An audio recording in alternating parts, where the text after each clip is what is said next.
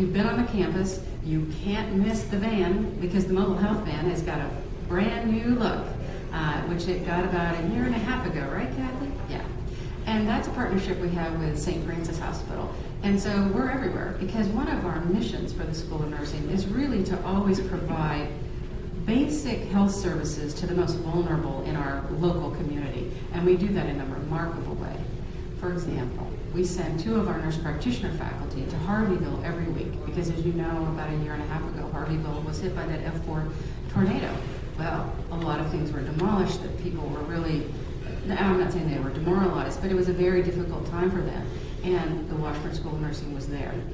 We started creating a path, an opportunity for them to get basic health services through very well-trained, graduate prepared, doctorally prepared nurse practitioners. And Kathy Muir has been managing that. She's also out in the community with our undergraduate students. We go to El Centro. We go to Chesney Park. We're there. We still do community-based health screenings. We do a lot of those.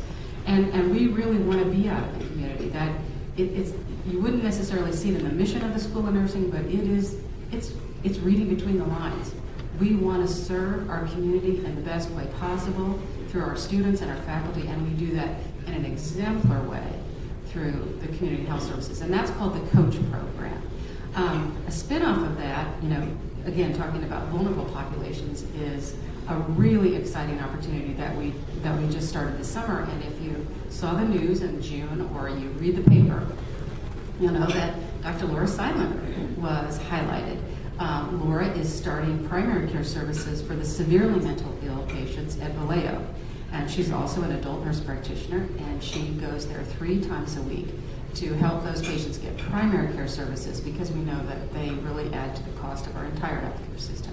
So again, we're being very innovative in what we do with our faculty and our students and where we go and who we partner with. So those are some of the things we've been up to. But we are an unfinished product. That should be the bottom line. We are always wanting to improve.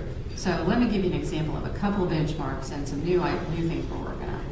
So all schools of nursing are held accountable for something called their NCLEX pass rates. And NCLEX is really just the licensure exam that a BSN or an AD nurse has to take so they can be hired and work as a professional nurse. In 2009, we had really respectable rates. We were in the high 80s. Washburn has a good history, a long trend of having fairly remarkably robust, high NCLEX pass rates. They can hold their own with the best. We're happy, but we're not satisfied. In 2009, we were in about 88, and we kept inching up. And in 2012, we hit the 90% mark, and I was very pleased with that. Pleased, but again, not finished. Our goal within the next 3 years, because we really have set a kind of a 5-year mark, we want to hit 95%, and then we want to sustain that rate. Now, I have to tell you, 2013 will not look pretty, and you're going to think that I'm a liar, because when all of 2013 comes out, I think we'll have dipped below 90% because the exam changed. Every 3 years, the group that manages the NCLEX exam modifies the questions to reflect the changes in healthcare. Every 3 years, all the rates go down, whether it's the total Kansas rates, Washburn rates, or national rates. And the early trends is that that's exactly what's going to happen. Everybody's going to go down just a little bit.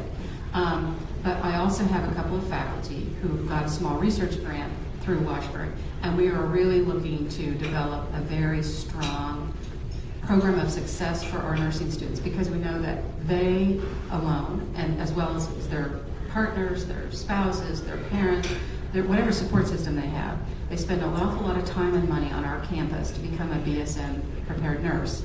And that's half of the picture because the other half is they have to get their licensure so they can get employed.